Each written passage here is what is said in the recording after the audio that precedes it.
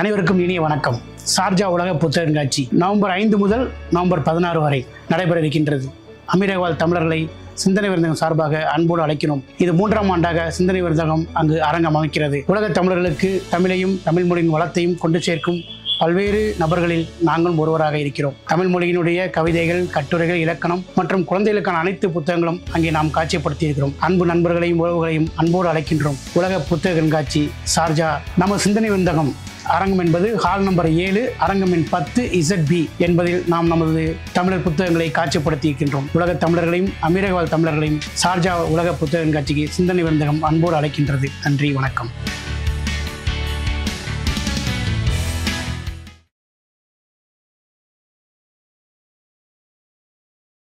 Quarry குண்டர்களை கண்டிக்கின்றோம், கண்டிக்கின்றோம், கண்டிக்கின்றோம். சட்டவிரோத கல்குவாரியால் பாதிக்கப்பட்ட மக்களின் கருத்தை கேட்க கூடாதென்று நடத்தப்பட்ட வன்முறையை கண்டிக்கின்றோம், கண்டிக்கின்றோம், கண்டிக்கின்றோம், கண்டிக்கின்றோம். டாக்டர் சுரேஷ் மீது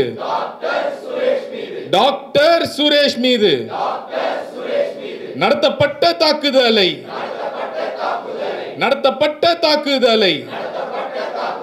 கண்டிக்கின்றோம், கண்டிக்கின்றோம். என்ன பதில், என்ன பதில்? MLA அப்பாவு என்ன பதில், என்ன பதில்? எக்ஸ் MP ஞான திரவியம் என்ன பதில், என்ன பதில்? MP ராபர்ட் ப்ரூஸ்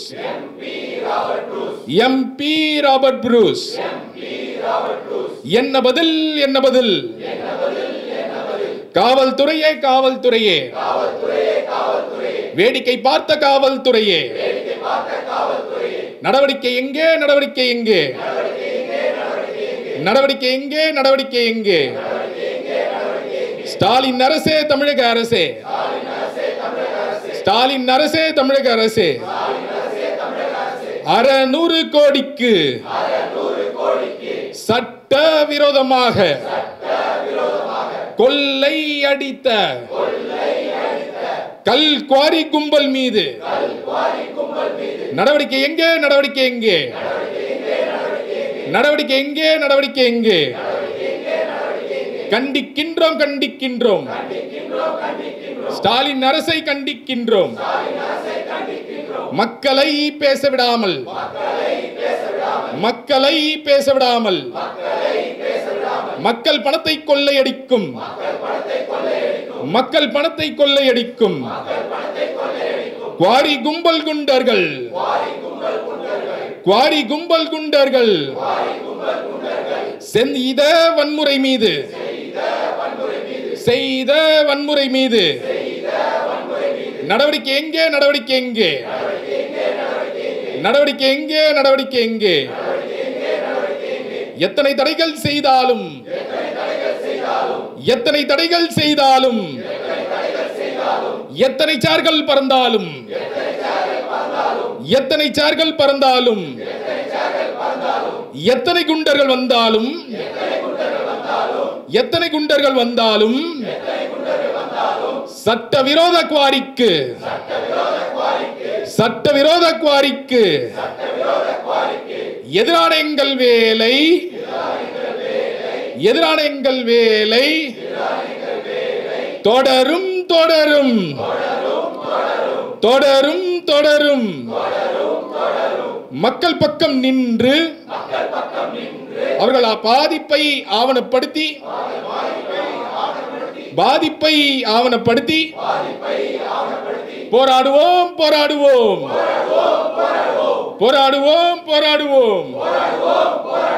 கண்டிக்கின்றோம், கண்டிக்கின்றோம். குவாரி குண்டர்களை கண்டிக்கின்றோம்.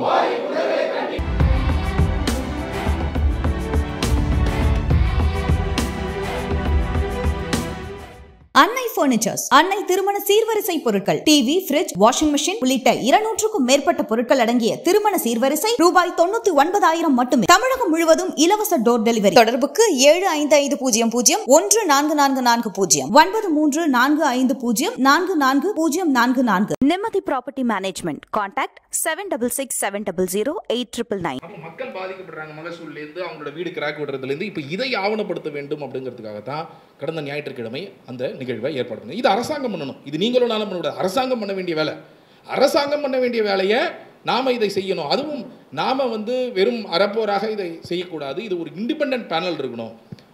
பல தரப்பட்ட ஃபீல்டில் இருக்கக்கூடியவர்கள் இதை மக்களுடைய கருத்துக்களை கேட்கணும். அப்படிங்கிறதுனால டாக்டர் சுரேஷ் தலைமையில் PUCL நேஷனல் ஜெனரல் செக்ரட்டரி, கிட்டத்தட்ட 40 ஆண்டு அனுபவம் அவருக்கு. ஆக்டிவிசமில் ஒரு பக்கம் இருக்குது, ஒரு பக்கம் அட்வொகேட் ஹைகோர்ட்டில். ரொம்ப இன்னொரு முக்கியமான ஒரு பேக்ரவுண்டு இந்த நேரத்தில் சொல்லி ஆகணும். அவர் கடந்த 10 ஆண்டுகள் உயர்நீதிமன்றத்தில் ஒரு ரொம்ப இம்பார்ட்டண்ட்டான ஒரு கேஸை ஃபைட் பண்ணார்.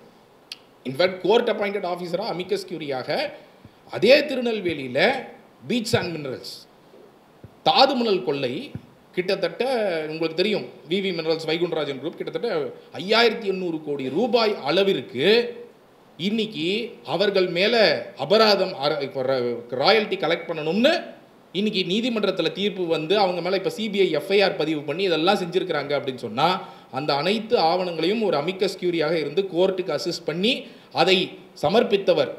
எந்த ஒரு பிரதிபலனும் இல்லாமல் அதை எவ்வளவு இரவுகள் எவ்வளவு நாள் செலவு பண்ணிருப்பாரு எங்களுக்கு தெரியும், எவ்வளோ வருஷங்கள் அதற்காக செலவு பண்ணியிருக்கிறாரு அப்படிங்கிறது எனக்கு தெரியும். அப்போது அந்த மாதிரியான ஒரு மிகப்பெரிய வேலை. ஸோ இதுவும் திருநெல்வேலியில் நடக்குது. திருநெல்வேலி, கன்னியாகுமரி, தூத்துக்குடியில் தான் இந்த மிகப்பெரிய கொள்ளைகள் நடக்கிறது. இன்றைக்கி அந்த தாதுமணல் க்ளோஸ் இன்னைக்கு 2013 க்ளோஸ் பண்ணி திறக்கவே முடியல. இன்னி வரைக்கும் அந்த பாலிசியை சேஞ்ச் பண்ணியாச்சு. இந்த என்டையர் அவருடைய ஒர்க்குடைய பின்னணியில் பல விஷயங்கள் நடந்திருக்கு இன்றைக்கி. அப்போது இவ்வளவு பெரிய ஒரு கொள்ளையை தடுத்து இருக்கிறார். நடந்து வரக்கூடிய கொள்ளையை, நடந்த கொள்ளை மீது அக்கௌண்டபிலிட்டி கொண்டு வருவதற்கான வேலைகளை மிகப்பெரிய அளவில் செஞ்சுருக்கிறாரு. இந்த ஒரு பேக்ரவுண்டில் இன்னொரு பக்கம் நம்ம கல்குவாரி, அதே திருநெல்வேலியில் இந்த மாதிரி ஒரு இஷ்யூ. இந்த ஒரு பேக்ரவுண்டில் தான் திருநெல்வேலி MLA நயினார் நாகேந்திரன், அவருடைய பையன் ஒரு 100 கோடி ரூபா சொத்து இங்கே விருகம்பாக்கத்தில் ஆட்டையை போட ட்ரை பண்ணார். அதை நம்ம தடுத்து அதை வேறு காலி பண்ணிட்டோம். ஸோ நீங்கள் யோசிச்சு பார்க்கணும், என்டையர் பொலிட்டிக்கல் சர்க்கிள், எந்த கட்சி இந்த கட்சி அந்த கட்சி இல்லை, எல்லாம் ஒரு பக்கம் நிற்கிறாங்க இந்த விஷயத்தில். எங்களுக்கு அதான் சொல்கிறாங்க, எல்லாம் ஒன்றா சேர்ந்துட்டாங்க, எல்லாம் ஒன்றா சேர்ந்து உங்களை ஏதாவது பண்ணி ஆகணும் அப்படின்னு முடிவு பண்ணிட்டாங்க. டார்கெட் பண்ணி அன்றைக்கி நடந்த விஷயங்கள் என்னென்னா, நாங்கள் அருமையாக போயிட்டு இருந்த ஒரு கருத்து கேட்பு கூட்டத்தில் திடீர்னு 20-25 பேர் வராங்க, உட்காடுறாங்க, அவங்க பிரச்சனை பண்ணுறாங்க ஃப்ரெண்டில். நீங்கள் அதெல்லாம் பார்த்துருப்பீங்க. டேபிளை எப்படி தூக்க ட்ரை பண்ணாங்க, காலி இது பண்ண ட்ரை பண்ணாங்க. நீங்கள் நாங்கள் பேசணும் நாங்கள் பேசுங்க அப்படின்னு மைக்கு கொடுத்தாச்சு. பேசுறதுக்கு தயாரான பேச வரல, வந்தது வன்முறை பண்ணுறதுக்கு. பேச பேசணும், அப்போ பேசுங்கன்னு சொல்லியாச்சு. ஆனால் பேச தயாராக இல்லை. அப்புறம் மன்னிப்பு கேட்கணும் அப்படின்னாங்க. எதுக்கு மன்னிப்பு கேட்கணும்? இவர்களை திருடர்கள் அப்படின்னு நான் எங்கேயோ யூடியூப்பில் இந்த மாதிரி கனிம வள திருடர்கள் அப்படின்னு சொல்லிட்டேன். சட்டத்திற்கு உட்பட்டு நீங்கள் கனிம வளங்களை எடுத்திருந்தால் நீங்கள் திருடர்கள் இல்லை. சட்டத்தை மீறி 1 கோடி மெட்ரிக் டன் சட்டவிரோதமாக எடுத்துருந்தா இது திருட்டிலாம் வேறு என்ன? மன்னிப்பு கேட்க முடியாது. நீங்கள் என்ன வேணால் மன்னிப்பு கேட்க முடியாது. ஆனால் மன்னிப்பு கேட்க முடியாதுங்கிற ஸ்டாண்டில் ஸ்ட்ராங்காக இருந்தோம். நான் இருந்தால் அவரு சொன்னார், அவரை நான் கேட்க சொல்ல முடியாது, அதெல்லாம் கேட்க சொல்ல முடியாது. ஆனால் தொடர்ந்து பேசிக்கொண்டே இருந்தோம். உங்களுக்கு என்ன தேவை, நீங்கள் பேசுங்க. ஜனநாயக நீங்களாம் வக்கீல்கள் என்ற போர்வையில் இவங்கெல்லாம் வந்தாங்க. வக்கீல்கள்னால் நீங்கள் சட்ட ரீதியாக நடவடிக்கை எடுங்க.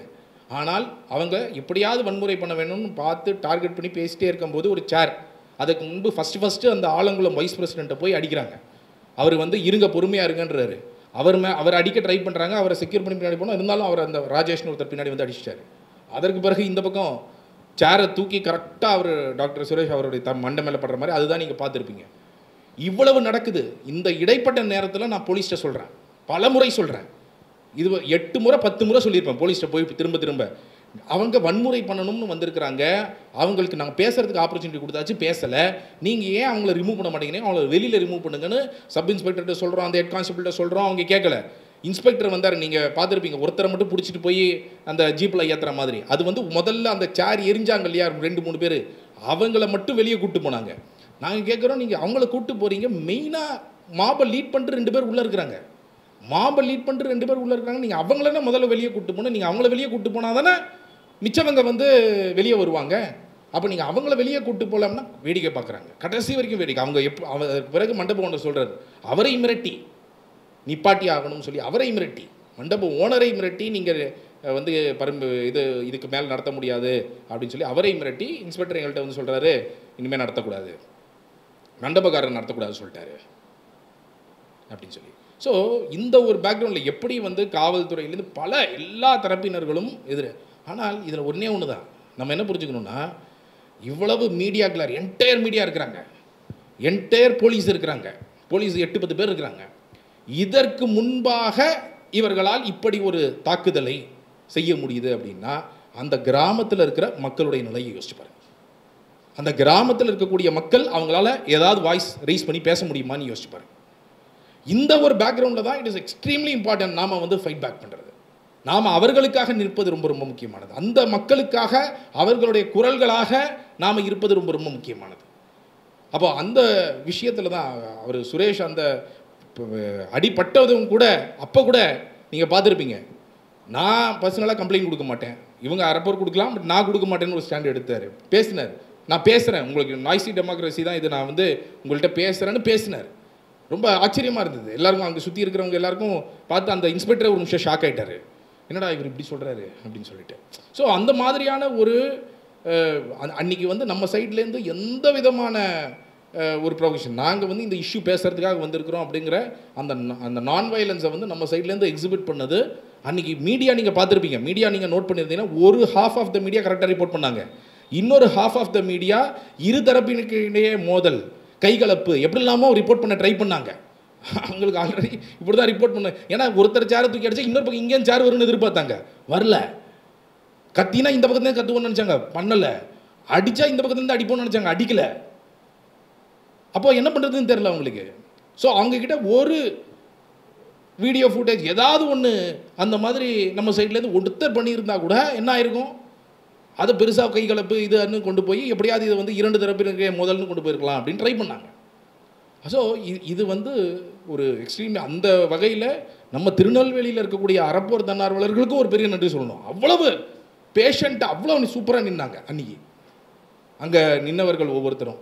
ஸோ அந்த இடத்துல டாக்டர் சுரேஷ் நம்மளை லீட் பண்ண விதமாக இருக்கட்டும், மற்ற வாலண்டியர்ஸோட பிஹேவியராக இருக்கட்டும், இது எல்லாமே வந்து ஒரு பெரிய விஷயம். ஸோ இந்த நேரத்தில் நாம் தெளிவாக இந்த கூட்டம் எதற்காக அப்படின்னா இந்த வன்முறையை நாம் வந்து கண்டிக்க வேண்டிய அவசியம் இருக்குது. இதன் மீது எந்த விதமான நடவடிக்கை, எஃப்ஐஆர்னு ஒன்று பேரளவுக்கு ஒரு எஃப்ஐஆர் நம்ம கொடுத்த கம்ப்ளைண்ட்டில் ஃபைல் பண்ணல, அவங்களே சுவமூட்டவாக ஒன்று பண்ணியிருக்கிறேன்னு சொல்லி பேர் கூட யார் மேலே தூக்கி எறிஞ்சான்னு கூட போடலை அதில், அந்த மாதிரியான ஒரு எஃப்ஐஆர். அப்போது விரைவாக விசாரித்து குற்றப்பத்திரிகை தாக்கல் செய்யணும். அவர்கள் மீது பார் கவுன்சில் எல்லாம் வக்கீல் சொல்கிறாங்க, வக்கீல் அப்போ பார் கவுன்சிலுடைய ரெஜிஸ்ட்ரேஷனை நம்ம ரத்து பண்ண சொல்லணும். இந்த மாதிரியான இந்த கல்குவாரி ஊழல் அடிப்படையில் இது எதுக்காக வராங்க, அந்த ஊழல் மேலே நடவடிக்கை எடுக்கக்கூடாது. அடுத்த நாள் சொல்லி அனுப்புகிறாங்க, அந்த ஊழலை மட்டும் விட்டுருங்க, அந்த சட்ட ரீதியான நடவடிக்கையை மட்டும் விட்டுருங்க. கண்டிப்பாக அந்த சட்ட ரீதியான நடவடிக்கை தொடரும். அந்த மக்களுக்கான பிரச்சனைகளை ஆவணப்படுத்தக்கூடாது, அதை ஆவணப்படுத்தி நம்ம அதே திருநெல்வேலியில் போய் பத்திரிகையாளர் சந்திப்பு நடத்தி நம்ம செய்ய வேண்டும்.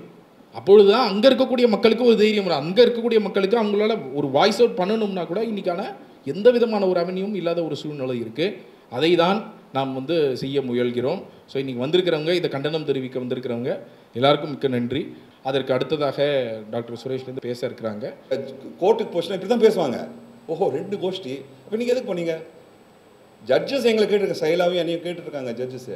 வக்கீல் வேலை ஆஃபீஸில் தானேங்க, கோர்ட்டில் தானே, நீங்களாம் எதுக்கு அங்கே போகிறீங்க? ஒரு சீஃப் ஜஸ்டிஸே கேட்டார் எங்களை, எதுக்கு நீங்கள் அந்த இடத்துக்குலாம் போகிறீங்க பாதிக்கப்பட்ட நபர்கள், அது வக்கீல் வேலை இல்லையே அப்படின்னு நிறைய பேர் சொல்லுவாங்க.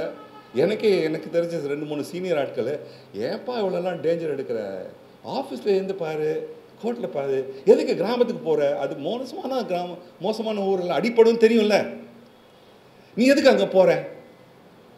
பாரு நம்ம எல்லாருக்கும் கெட்ட பேர் வந்துச்சு, எப்படி நம்ம எல்லாருக்கும் கெட்ட பேர் வந்துச்சு, அடிபட்டோம்னா நம்ம எல்லாருக்கும் கோவம் கெட்ட பேர் இருந்தால் அவர் சொல்கிறார், இல்லை எதுக்கு சொல்கிறா, இதே விஷயம் ஒன்று, இந்த விஷயத்தை பல கோணங்கள்லேருந்து பார்க்கும்போது பல விதமாக பார்க்குறாங்க. இதே கோணல் தான் கோணலான புரிதல்லாம் கோர்ட்லேயும் இருக்கும். நாளைக்கு கோர்ட்டுக்கு போகணுன்னா உண்டு. இதெல்லாம் எதிர்க்கணுன்னா ஒரே வழிங்க, இதுக்கு வேறு வழியே இல்லைங்க. நம்மளுடைய ஸ்ட்ரென்த்தை காமிக்கிறத தவிர்த்து வேறு எதுவுமே இல்லை. இதில் நான் ஒன்று சொல்ல விரும்புகிறேன், நான் பெருசாக சொல்ல போகிறேன். இந்தியாவிலேயே அரப்போர் இஸ் அன் எக்ஸாம்பிள். நான் சும்மா சொல்லலை, பல இடங்களில் போய் சொல்லிட்டு வரேன். நீங்கள் எப்படி கேடர் பேஸ்டாக உருவாக்கியிருக்கிறீங்களோ அதுதான் இன்றைக்கி உங்களுடைய ஸ்ட்ரென்த்து. ஆனால் அதோடு நிற்க முடியாது. அந்த 10வது ஆண்டு காலத்தில் வந்து நான் அப்போ திட்டினேன் ஜெயராம், எதுக்கு என்னை போய் மீட்டிங் நடத்துனரா போட்டிங்க, எனக்கு வாய் கட்டி விட்டீங்க நீங்கள்.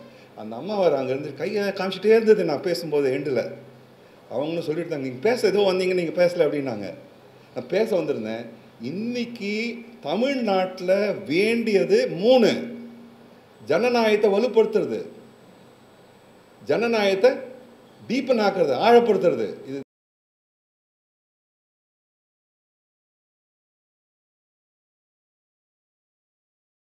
மிஸ் பண்ணிட்டேன். ஒரு ஜனநாயக கலாச்சாரத்தை, புதிய கலாச்சாரத்தை உருவாக்குது. இன்னைக்கு அந்த கலாச்சாரம் இல்லை, சீரழிஞ்சு கிடக்கிறது. இந்த கலாச்சாரத்தை உருவாக்குறது பேச்சால நடத்த முடியாது, நடத்தியால தான் முடிக்கும். அந்த பாதையில் நிற்கிறீங்க நீங்கள். அந்த பாதை வருஷத்துக்கு நீங்கள் அதை உள்ளே இறங்கணும், எப்படி எடுத்துகிட்டு போகணுன்னு போனோம். எங்களை போன்ற ஆட்களும் அவங்களுக்கு டெஃபினட்டாக அவங்களுக்கு ஹெல்ப் பண்ணுறோம். ஏன்னா எங்களுடைய நீண்ட நாள் கனவு ஏதாவது ஒரு ஃபோர்ஸ் இந்த மாதிரி எவால்வ் ஆகுமாட்டு. அந்த மாதிரியான ஃபோர்ஸ் நீங்கள், அது உங்கள் கையில் இருக்குது. கரப்ஷன், சரி இன்னைக்கு நாளைக்கு போகிறீங்க, எத்தனை வருஷம் கரப்ஷனை ஃபைட் பண்ண போகிறீங்க? சண்டை போடணும், பண்ணக்கூடாதுன்னு இல்லை. நீங்கள் எவ்வளோ சண்டை போடுறீங்களோ உங்களுக்கு அங்கே குரலாக கோர்ட்டில் நாங்களாம் வாதாடிட்டு இருக்கோம். சுதா, நான், சைலா, தன்வி, அகிலாமா ஆட் பண்ணுறோம். உங்கள் வேலையை தான் நாங்கள் சொல்லிகிட்டே இருப்பேன்.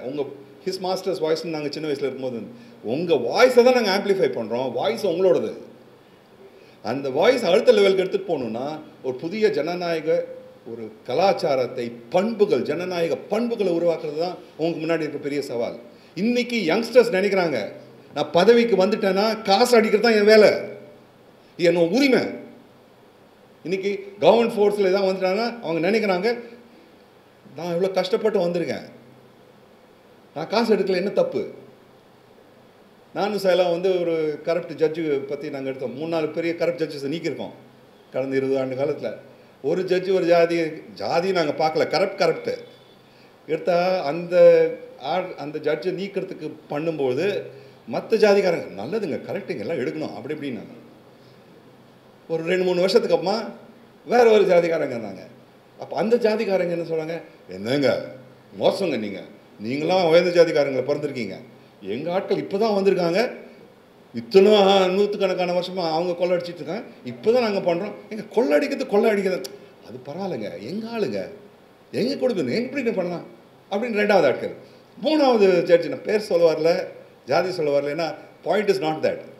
3வது ஆள் வரும்போது மீதி முன்னாடி வந்து சொல்ல ஆட்கள்லாம் பின்னாடி போயிட்டு கரெக்டுங்க, இந்த ஆளை நீங்கள் பிடிக்கணுங்க. அந்த ஆட்கள் மற்ற ஆட்களோட சேர்ந்து, ஜாதிகாரங்களோட சேர்ந்துட்டு எங்களை தாக்க ஆரம்பிச்சிட்டாங்க. அது எப்படின்ட்டு இன்றைக்கி இந்த மாதிரியான சமுதாயத்தில் வாழ்ந்துட்டுருக்கோம். அந்த உதாரணத்துக்கு தான் சொல்கிறேன். இந்த மாதிரியான சமுதாயத்தில் ஜனநாயக பண்புகள்லாம் என்ன?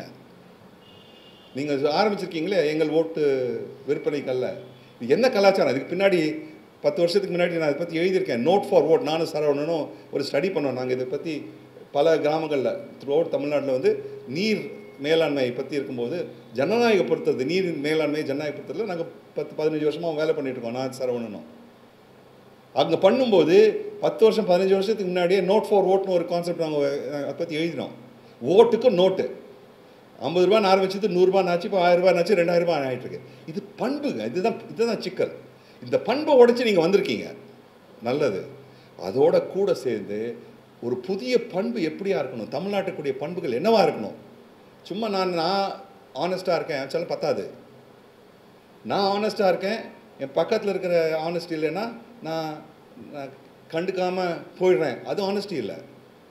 நான் ஆனஸ்ட்டாக இருக்கேன், பக்கத்தில் ரொம்ப மோசமாக இருக்குது, அதையும் நான் எதிர்த்து நிற்பேன், அதுதாங்க ஆனஸ்டி. அந்த ஆனஸ்டிக்கு நம்ம இந்த துணிச்சலை எப்படி உருவாக்குறது?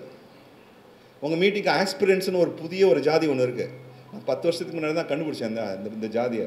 இந்த ஐஏஎஸ், டிபிஎஸ் இதெல்லாம் எழுதுகிற ஆட்கள்லாம் இருக்காங்கல்ல, நிறைய பேர் இருக்காங்க. நிறைய அரப்பூர் மீட்டிங்கில் வந்திருக்காங்க. எங்கிட்டே வந்து கேட்பாங்க, சார் நான் உங்களை பார்க்க வரேன், ஆஸ்பிரண்டான்னு கேட்பேன். ஆமாம், ஏன்னா எக்ஸாம் பாஸ் பண்ணதுக்காக வருவாங்க இதெல்லாம் கேட்குறதுக்கு. ஏன்னா கொஸ்டின் வரும். இப்போது சமீபத்தில் ஒரு 6 மாதம் முன்னாடி, ஒரு 3 வருஷத்துக்கு முன்னாடி அரப்பூர் மீட்டிங்கில் ஒருத்தர் கேட்டேன், சார் நீங்கள் அந்த மீட்டிங்கில் பேசுனீங்க சார், நீங்கள் எழுதினது எனக்கு 2 கொஸ்டினுக்கு கரெக்டாக வந்துச்சு சார், ஃபுல் மார்க் கிடச்சிருச்சு. நான் யோசிச்சுட்டு இருந்தேன், நான் பேசுகிறது அரப்போர் செய்கிறது ஒரு ஆஸ்பிரண்ட்டுக்கு 2 கொஸ்டினுக்கு மார்க் கிடச்சிருக்குன்றது தான் நிற்குன்னா இதுதான் நம்ம நிலைமை. அதனால் இந்த பின்னணியில் அடுத்த கட்டமாக வரும்போது ஜெயராமை பார்த்து ஆவேசப்பட்டு கேட்டாங்க, அவர் பொய் சொல்கிறாரு. என்ன பொய்? இல்லை நீங்கள் வந்து திருடுங்கன்னு எங்களை சொல்கிறாங்க. அப்படியா? நான் நடத்தின மீட்டிங்கு நான் திருடுன்ற வார்த்தை எனக்கு கேட்கலையே. நந்தகுமார் பார்த்து கேட்டேன். நந்தகுமார் உங்கள் எல்லாருக்கும் தெரியும், எனக்கு நிறைய பேருக்கு தன்னாட்சி அமைப்பில் இருக்கக்கூடியவர். என்ன நந்தா பேசினாங்க, யாராவது போய் ஜெயராம் ஏதாவது சொன்னாரா திருடுங்க அப்படின்ட்டு? எனக்கு தெரியல அப்படின்னா. 3 பேனல் இருக்காங்க, நாங்கள் எல்லாம் இண்டிபெண்ட். அவங்கக்கிட்ட கேட்டோம், நீங்கள் எதாவது கேட்டிங்களான்னு. இல்லை, அவங்க முன்னாடி இதெல்லாம் அந்த ஆட்கள் சுற்றி வர இருக்காங்க, அவங்கள இல்லைன்னாங்க. அப்போ அவர்கிட்ட கேட்ட அந்த லீடர் ஒருத்தர் வந்தார், என்னங்க நீங்கள் சொல்லுங்க பொய் சொல்ல இது திருடுங்கன்னு சொன்னாங்க. நான் கேட்கல, நான் விட்டுருக்கலாம், அவங்களும் கேட்கல. இப்போ எங்கேருந்து நீங்கள் சொல்லுங்க திருடுங்கன்ட்டு? அப்போ அவருக்கு பேஸ் ஆகிடுச்சு. அவருக்கு எங்கே பேசுன்னு சொல்ல. அப்போ திடீர்னு பின்னாடி ஒருத்தன் ஊட்டி விட்றான், யூடியூப்பில் போட்டிருக்காங்க, போட்டான் யூடியூப்பில் போட்டிருக்காங்க அப்படின்னு கத்துறாரு. யூடியூப்பில் போட்டு யூடியூப்பில் எப்படி பேசுங்க நீங்கள்? எது இங்கே கொண்டு வரீங்க? இங்கே சொல்லலை, சரி சொன்னார், சொல்ல விட்டுடுங்க. இதுக்கப்புறமா யாரும் உங்களை திருடுங்கன்னு சொல்லாமல் நான் பார்த்துக்கிறேன், அந்த உத்தரவாங்க. ஆனால் 100 அடி சுரங்கம் எடுக்கிறதுல 1000 அடி எடுத்தால் அதுக்கு என்னங்க என்ன சொல்வீங்க? திருட்டுன்னு சொல்ல மாட்டீங்களா அப்படின்னு. நீங்கள் சும்மா வக்கீல் மாதிரி பேசுகிறீங்க. இல்லைங்க, வக்கீல் மாதிரி தான் பேசுங்க. அந்த புக் இருக்குங்க, இப்போ காமிச்சார் பாருங்க, அந்த புக்கு இருந்துச்சு இங்கே இருக்குங்க. 100 கிலோ 100 டன் எடுக்கிறதுல 1000 டன் எடுக்கிறேன், இது என்ன சொல்வீங்க அப்படின்னு கேட்டேன். அதெல்லாம் இருக்கு. அப்போ நீங்கள் நடவடிக்கை எடுங்க. சரி, 100 டன் எடுக்கிற இடத்துல 10,000 டன் எடுக்கிறீங்க, அது என்ன சொல்வீங்க? அவங்க என்ன சொல்கிறதுன்னு தெரில அந்த நேரத்தில். சரி, இதெல்லாம் டாக்டிக்கலாக பேசிகிட்டு இருந்தேன். பேச அவங்களோட என்கேஜிங் தம் இன் டிஸ்கஷன், டயலாகும்பாங்க. இந்த டயலாகில் பேசும்போது கொஞ்சம் ஆஃப் ஆகிடுச்சு, இதுக்குள்ளேயே பாதி ஆஃப் ஆகிடுச்சு. அங்கே பண்ணும்போது அவர் சொல்லார், இல்லை அது கொள்ளைங்க, இது அரப்பரை விட்டுடுங்க. நான் நிறைய கேஸ் நடத்தியிருக்கேன், இது கொள்ளை, வேறு வார்த்தைகள் இதுக்கு. யாருடைய கொள்ளை? இப்போ இருக்கக்கூடிய தலைவர்கிட்ட கொள்ளை இல்லை, பிறக்காத தலைவருக்கு இருக்கக்கூடிய. அதான் அந்த இன்னொருத்தர் அடிக்கிறதுக்கு முன்னாடி சொன்னார் பார்த்தீங்களா, இந்த ஆளை பேசிட்டே இருக்காது, அவர் மைண்டை மாற்றிட்டுறாரு இவர் அப்படின்னு கோர்ட்லேயும் என்னை பற்றி சொல்லுவாங்க. இவர் வந்து ஸ்டோரின்னு எதாவது சொல்லிட்டே இருப்பார், விட்டுருங்கன்ட்டு. எனக்கு அதான் நினச்சிட்டு இருந்தேன், கோர்ட்டில் சொல்கிறது ஒன்று, அடிதடி நடக்கக்கூடிய இடத்துல பண்ணுறாங்களேன்ட்டு ஒரு இது இருந்துச்சு. இப்படி போகும்போது இவர் ஜெயராம் வந்து என்னுடைய ஃபண்டமெண்டல் ரைட் அப்படின்னு இவர் சொல்கிறார். இப்போது எனக்கா அங்கே ஆவேசமாக இருக்காங்க, என்ன பண்ண போகிறோம் தெரியும், ஏற்கனவே அடிபட்டாச்சு, என்ன பண்ண போகிறேன் தெரியும். அவருக்கு முன்னாடி இவர் சொல்லாத, என்னுடைய fundamental right of speech and expression, நான் அப்படி தான் பேசுவேன் அப்படின்னு சொல்கிறார். பாருங்க, நான் சொல்ல பாருங்க அவரே சொல்கிறார், அவர் பேசியிருக்கேன் அப்படின்னு. சரிங்க, அவர் ஃபண்டமெண்டல் ரைட் இருக்குங்க, உங்களுக்கும் ஃபண்டமெண்டல் ரைட் இருக்குல்ல, நான் சமாளிக்க வேண்டியிருந்துச்சு, உங்களுக்கும் ஃபண்டமெண்டல் ரைட் வேண்டிய இருக்குல்ல. இவரும் அங்கே போக அப்படியே நிற்க பேசுகிறார். இப்படி அப்படி அவருடைய பாடி லாங்குவேஜ் நீங்கள் பார்த்தீங்கன்னா அப்படி இருக்கு. வாயா நான் ஒரு குத்துறேன், இறங்கி போனால் 1-2 பேரை குத்துறேன்ற ஒரு ஸ்டைலில் இருக்கேன். அதை பார்த்துட்டு அவங்க ஊஸ் போயிடுறாங்க, அவங்களும் இதை ஏற்றிட்டு இருக்காங்க. பட் ஃபேண்டாஸ்டிக், 1 இன்ச்சு கூட அவர் விடலை. ஹி டென்ட் ஈவன், அவரை சொல்லிகிட்டே இருக்க அன்றைக்கி மிஸ்டர் கூல். அவர் என்னென்னாலும் அவர் மிஸ்டர் கூல். அவர் இல்லை கைத்தட்டுறதுலாம் சரி. பட் இந்த பண்புகளை நீங்கள்லாம் உருவாக்குறது ரொம்ப அவசியம். யங்ஸ்டர்ஸ் வந்திருக்கீங்க, இந்த மிஸ்டர் கூல் அந்த எந்த ஒரு நேரத்தில் இப்போ பேசுகிறது ஒன்றுங்க, அடிதடி வன்முறை அந்த நிலைமையில் கூல் இருக்கிறது உண்டு. அப்போ பாருங்க, நீங்கள் என்ன சொல்கிறீங்கன்னு என்கிட்ட கேட்டாங்க. நான் சொன்னேன், நான் சொல்ல மாட்டேன். இல்லை நீங்கள் தான் மூத்தவர், நீங்கள் அவங்களுக்கு லீகல் அட்வைசர் மாதிரி இருக்கீங்கன்னு சொல்கிறாங்க, நீங்கள் அவரை வந்து அப்பாலஜி மன்னிப்பு கேட்க சொல்லுங்கள். நான் முடியாது அப்படின்னு. அப்போ நீங்கள் ஏற்றுக்கிறீங்களா? அது பாயிண்ட் ஆஃப் வியூங்க, நான் ஏற்றுக்கிறதோ ஏற்றுக்கலன்றது அது விஷயம். இங்கே அதுக்காக நீங்கள் வரல. இல்லை நீங்கள் பாயிண்ட் ஆஃப். அப்போ தான் அவங்ககிட்ட சொன்னேன், நீ வக்கீல் பிரதர், நீங்கள் ஒரு வக்கீல், நானும் வக்கீல், நீங்கள் எல்லோரும் வக்கீலாக இருக்கீங்க, நான் ஒருத்தன் தான் இங்கே நிற்கிறேன், 2 பேரும் நிற்கிறீங்க. வக்கீல்கள் உங்கள்கிட்ட என்ன பண்ணலாம்? போய் போலீஸ்கிட்ட கம்ப்ளைண்ட் பண்ணு, அவங்க சொல்கிறது பொய்யா இருந்தால், இல்லை எஃப்ஐஆரை போடு, இல்லை ப்ரைவேட் கம்ப்ளைண்ட்டை போடு. இதுவும் வேண்டாம் அப்படின்னா ஹைகோர்ட்டில் போயிட்டு 482 பெட்டிஷனை போடு. அதுவும் இல்லையா, டெஃபமேஷன் சொல்றியா, கிரிமினல் டெஃபமேஷன் சூட்டை கம்ப்ளைண்ட்டை போடு, சிவில் சூட்டை போடு, சிவில் டெஃபமேஷன் சூட் 6 வகையாக இருக்குல்ல உனக்கு ரெமெடி, 6 ரெமெடி இருக்குது. 6 எடுத்துக்கோங்க. அது சும்மா வந்து அடிக்கணும் அடிக்கணும்னு வர எங்களுக்கு அடிக்க தெரியாதுன்னு சொல்லாத. நாங்கள் விரும்பலை. அந்த நேரத்தில் எனக்கு உள்ள பக்குன்னு ஆச்சு. யாராவது சுற்றி 100 பேர் 125 ஆவேசத்தில் இருந்தாங்க. யாராவது ஏதாவது சொல்லிட போகிறாங்களான்னு உள்ளே பயந்துட்டு இருந்தேன். அப்படி சொல்லியிருந்தேன்னா அது வேறு மாதிரி வெடிச்சிருக்கும். இங்கே தான் அறப்போருடைய ப்ரிப்பரேஷன் ரொம்ப முக்கியம். எக்ஸாம்பிளோட எதுக்கு சொல்ல வரேன்னா, இது என்னுடைய புரிதலில் தானாக நடக்கலை, நீங்கள் மொபிலைஸ் பண்ணக்கூடிய வகையில் நடந்துச்சு. பொறுப்பாக இருக்கணும். அந்த பொறுப்புணர்ச்சியோட உங்கள் வாலண்டியர்ஸ் நடந்ததுடைய விளைவு தான் அன்றைக்கி தெளிவுபடுது. இன்னும் ரொம்ப முக்கியங்க, வந்திருக்கக்கூடிய கிராமத்தில் வந்து ஒரு நபர் விட்டு போகல, எனக்கு தெரிஞ்சு விட்டு போகல, ஒரு நபர் விட்டு போகல. பயங்கர வெறுப்பில் இருந்தாங்க. இன்னும் ஒன்று அப்புறமா தெரிய வந்துச்சு. எங்களோட கூட இருந்த ஒரு நபரில் ஒரு நந்தினின்னு ஒரு லேடி இருந்தாங்க. அவங்க வரப்போகிறாங்கன்னு எனக்கு தெரியாது. நாங்கள் அங்கே போனப்போ திடீர்னு இதுவால் வந்து நந்தினி வராங்க, அந்த ஊருக்காரங்கன்னு சொன்னாங்க. அப்படியே பேசிட்டு இருந்தோம். உமன் ஃபார்மர்னு சொன்னோம். ரொம்ப மகிழ்ச்சியாக இருந்துச்சு. இந்த உமன் ஃபார்மர்னு ஐடென்டிட்டியில் வரக்கூடிய ஆட்கள் ரொம்ப கம்மி. அதில் அவங்க சொல்லியிருந்தாங்க. அப்போ என்ன ஆயிடுதுன்னா, 10 மணிக்கு வரும்போது இந்த ஆட்கள் சில பேர் வந்துட்டாங்கன்னா, வந்து அவங்களோட ஹஸ்பண்டை கேட்டுருங்க, ஏன் அந்த பொண்ணு அங்கே உட்காந்துட்ருக்கு, நம்ம ஆளாச்சே, நாங்கள் கல் எல்லாம் மீதி இவர் சொன்ன மாதிரி ஆர்கே சொன்ன மாதிரி எல்லாம் செய்வதற்காக வந்திருக்காங்கன்னு எங்களுக்கு செய்தி வந்தது. எல்லாம்னு புரிஞ்சுக்காங்க என்னன்ட்டு.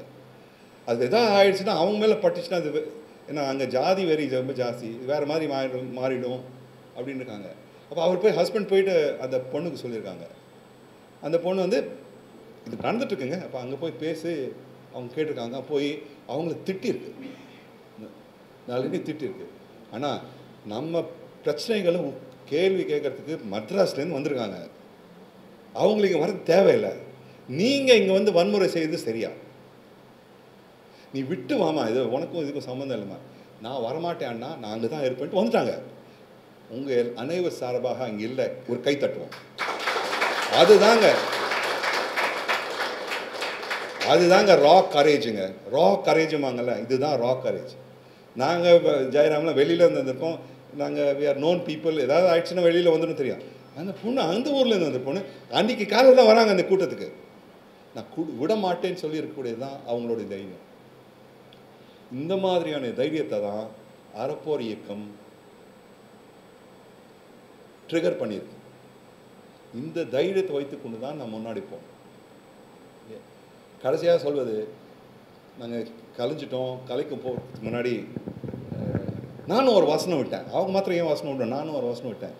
இந்த வசனத்தை உங்கள்கிட்ட எதுக்கு ஷேர் பண்ண போகிறேன்னா, அந்த வசனம் சொல்லும்போது உங்ககிட்ட ஒரு கண்டிஷனை போட போகிறேன், சரியா? அந்த வசனம் போது எனக்கும் கோபமாக இருந்துங்க. எனக்கு அடிக்கலாமான்னு கோவம் வந்துருச்சு. தடுத்துட்டே இருந்தேன். திட்டணுன்னு கோவம் வந்துருச்சு. நானும் நல்லா திட்டுவேன், எல்லாம் பொறுத்துட்டு இருந்தேன். கடைசியில் முடிஞ்சு போகும்போது அங்கே நின்றுட்டு இருந்தாங்க. போலீஸ் இன்ஸ்பெக்டர் கிளம்புங்கன்னாங்க. முடியாதுங்க, நாங்கள் போகிறதில்ல. தூரத்துலேருந்து வந்திருக்காங்க. அறப்போர் இவ்வளோ செயல்பட்டுட்டு கொண்டு வந்திருக்காங்க. எல்லாருமே எஃபர்ட் போட்டு பண்ணியிருக்காங்க. வந்து பேசி எங்ககிட்ட கொடுக்குற வரைக்கும் நான் போகிறது. நாங்கள் நிற்க அடிபட்டிருக்கேன், வலிக்குது, அங்கே நின்றுட்டு இருந்தேன். கடைசி வரைக்கும் நாங்கள் போகிறது இல்லைங்க. யார் கடைசி ஆள் வந்து கொடுத்து எங்களுக்கு கேள்வி இருந்தால் கேள்வியை கேட்டுட்டு போகிறோம். நாங்கள் ஹியரிங்கை க்ளோஸ் பண்ணிட்டோம். நான் தான் ஆர்டர் பண்ணேன், ஹியரிங்கை க்ளோஸ் பண்ணேன். ஆனால் வி வில் கலெக்ட் திஸ் அப்படி எடுத்து பண்ணி நிற்கிறாங்க. அந்த வக்கீல்கள் அங்கே நிற்கிறாங்க, அறப்போர் ஆட்கள் நிற்கிறாங்க, ஃபார்மர்ஸ் நிற்கிறாங்க, நாங்களும் அங்கே நிற்கிறோம். அப்போ மீதி 4 பேர் உட்காந்து அந்த இதெல்லாம் பண்ணி ஒரு 1 மணி நேரம் 1.25 மணி நேரம் ஆச்சு. முடிச்சுது. முடிக்கும்போது என் வசனத்தை நான் விட்றேன். அந்த வக்கீல்களை பார்த்து நான் விட்றேன். ஒன்று புரிஞ்சுக்கோங்க, அறப்போரும் சரி நானும் சரி, இங்கே நடந்தது நீங்கள் ஜெயிக்கலை. நிறைய வசனம்லாம் கேட்டுருந்தா அப்போ திடீர்னு எனக்கு தெரியாமல் வந்துருச்சு. நான் யோசனைலாம் பண்ணாமல் வந்துச்சு. இங்கே நடந்தது முற்றுப்புள்ளி இல்லை, ஒரு கமா தான். இந்த கமாக்கு முடிச்சுட்டு நாங்கள் வரப்போகிறோங்க. இதே ஊரில் இதே ரிப்போர்ட்டை அறப்போரில் 100கணக்கான நாட்கள் இங்கே வரப்போகிறாங்க.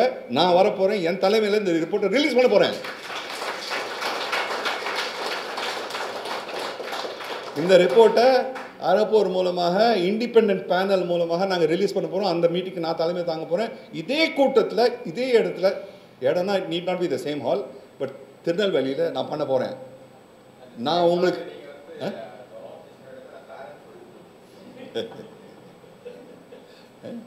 சரியா?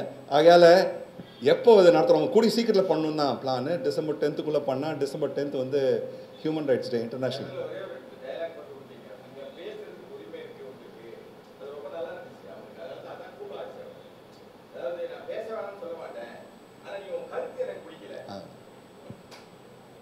அது நீங்களே சொல்லிக்கோங்க. நீங்கள் சொல்லும்போது எனக்கும் சுவாரஸ்யமாக இருக்கும். ஆனால் நண்பர்களே, இதோட முடிச்சுக்கொள்கிறேன். இது அறப்போர் கடந்த 10 ஆண்டு காலத்தில் நிறைய போராட்டங்கள் நடத்திருக்கீங்க, நிறைய விஷயம் பண்ணியிருக்கீங்க. இந்த போராட்டம் வெறும் குவாரி, வெறும் கரப்ஷன் இல்லை. இந்த போராட்டம் ஒரு மைல்கல். யூ கிராஸ்ட் ஒன் முக்கியமான த்ரெஷ்ஹோல்ட். இந்த ரிப்போர்ட் ரிலீஸ் பண்ணும்போது இங்கேருந்து எத்தனை பேர் வர முடியுமோ, கஷ்டம்தான், ஃபினான்ஷியலாக இருக்கும், மற்றதெல்லாம் இருக்கும். உங்களால் எத்தனை பேர் வர முடியுமோ அத்தனை பேர் திருநெல்வேலியில் வந்து, தமிழ்நாட்டில் இருக்கக்கூடிய பல பகுதிகளில் நாங்கள் வந்திருக்கோம், திருநெல்வேலி மக்களோட ஒன்றாக சேர்ந்துருக்கோம் அப்படின்னு காண்பிக்கிறது ரொம்ப அவசியம். ஏன்னா அவங்களுக்கு தெரியணும், அறப்போர் வெறும் சென்னை பேஸ்ட் இல்லை, நாங்கள் வந்து ஸ்டடி பண்ணுறதுக்காக வரல. தமிழ்நாட்டில் மற்ற அமைப்புகளோடு சேர்ந்து, தன்னாட்சி இருக்காங்க, வாய்ஸ் ஆஃப் பீப்புள் இருக்காங்க, மற்ற அமைப்புகளோடு சேர்ந்து ஒரு புதிய ஜனநாயகத்தை உருவாக்க போகிறோம், புதிய ஜனநாயக பண்புகளை நிலைநாட்ட போகிறோம், ஜனநாயகத்தை வலுப்படுத்துறது மட்டுமல்லாமல் ஆழப்படுத்த போகிறோம். அதுக்கு உதாரணமாக நாம் அனைவரும் ஒன்றாக சேர்ந்து முடிந்த நபர் முடிந்த வழக்கு நேரத்துக்கு வருவோம் அப்படின்னு சொல்லி என்ன இந்த பல அனுபவங்கள் இந்த ஒரு அனுபவம் கொடுக்குறதுக்கு ஜெயராம் என்னை கூப்பிட்டு ரொம்ப நாள் பின்னாடியே இருந்துட்டு அதை பண்ணோன்ட்டு. இது எப்படிலாம் நடக்கும்னு தெரில. நானும் வரும்போது எப்படியா போகலான்றது தான் நாங்கள் வந்தேன். அடுத்த நாளே கேஸ் இருந்துச்சு, ஒரு மரண தண்டனை கேஸ் இருந்துச்சு, வந்தே ஆகணுன்ற ஒரு கட்டாயத்தில் இருந்துச்சு. அதனால் வந்தோம். ஆனால் நான் உங்ககிட்ட சொல்ல போகிறது என்னென்னா, தயவு செய்து ஜனநாயகத்தை வலுப்படுத்தக்கூடிய வகையில் நிறுத்தாதீங்க. நீங்கள் போக போக இதை போன்ற சிக்கல்கள் கண்டிப்பாக வரும், அரெஸ்ட் வரும். உங்களுக்கு பொய்யெல்லாம் சொல்ல வரல, கண்டிப்பாக வரும். புரிஞ்சுக்கங்க, இந்த மாதிரியான தடைகள் வருது உங்களுடைய ஸ்ட்ரென்த்துனால. உங்களை தடுக்கணுன்ற அந்த ஸ்டேஜை கிராஸ் பண்ணிட்டீங்க. நீங்கள் அதெல்லாம் நீங்கள் பாஸ் மார்க்கை விட ஜாஸ்தி வந்துட்டீங்க. இப்போது உங்களை வந்தால் நீங்கள் மற்ற பொலிட்டிக்கல் பார்ட்டிஸ்க்கு வேட்டு விட்டுருவீங்க, பொலிட்டிக்கல் ப்ராசஸ்க்கு வேட்டு விட்டுருவீங்கன்ற அந்த பயத்தில் தான் எதிர்ப்பாங்க, கண்டிப்பாக எதிர்ப்பாங்க. அறப்போருக்கு முன்னாடி போகணுன்னா கோழைகளுக்கு இடம் இல்லை. இல்லை அறப்போர் ஜெயராம் அதெல்லாம் நான் பேசுவேன்னு எண்ணி பார்த்து என்னை கூப்பிட்டாரான்னு தெரில, இல்லை ஜாகிர் கூப்பிட்டாரா. கண்டிப்பாக ஜனநாயகத்தை உருவாக்கணுன்னா மனசில் தைரியம் இருக்கக்கூடிய ஆட்கள், எந்த வந்தாலும் நான் நிற்கிறேன்ற இருக்கக்கூடிய ஒரு ஒரு ஒரு உறுதி இருக்கக்கூடிய ஆட்கள் வச்சு தான் ஜனநாயகத்தை போக முடியும். என்னை போன்ற ஆட்கள், நான் சைலோட நான் சேர்ந்து சொல்கிறேன், எங்களுக்கு உங்களெல்லாம் பார்த்தா பயங்கர இன்ஜெக்ஷன், ஒரு எனர்ஜி இன்ஜெக்ஷன் மாதிரி. ரொம்ப நாளாக காத்துட்டே இருந்தோம் இந்த மாதிரி ஒரு ஃபோர்ஸ் உருவாகுமான்ட்டு. இப்போ உருவாகிருக்கு. 10 ஆண்டு, நீங்கள் வந்து ஃபஸ்ட் இயர் செகண்ட் இயர் 10 ஆண்டு தாண்டிட்டீங்க. அடுத்த 10 ஆண்டில் நீங்கள் இஷ்யூஸெல்லாம் எடுத்துகிட்டு போங்க, அதெல்லாம் அதை செய்ய தான் வேணும். இஷ்யூஸை மீறி தமிழ்நாட்டில் ஒரு புதிய ஜனநாயக கலாச்சாரத்தை எப்படி உருவாக்க போகிறோம், அந்த கலாச்சாரத்தை உருவாக்கி பண்புகளை மக்களிடம் எடுத்துக்கொண்டேன்னா கண்டிப்பாக ஃப்யூச்சர் நம்ம கையில் தான். நன்றி.